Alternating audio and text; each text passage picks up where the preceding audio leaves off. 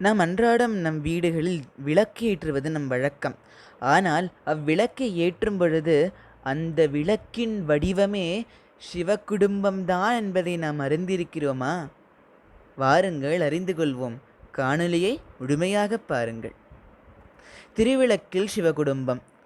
திருவிளக்கின் சுடர் விடும் ஜோதி சிவன். அதில் உள்ள சூடு பார்வதி.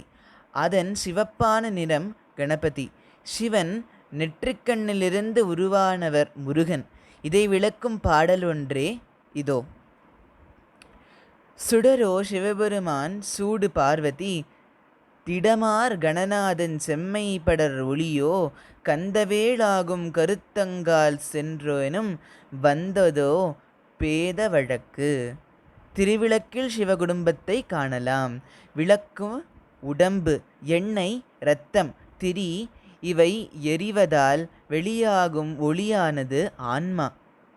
5 முகங்களும் வீட்டில் உள்ள பெண்களுக்கு தேவையான அன்பு, அறிவு, மன உறுதி, பொறுமை, சாமர்த்தியத்தை குறிக்கும்.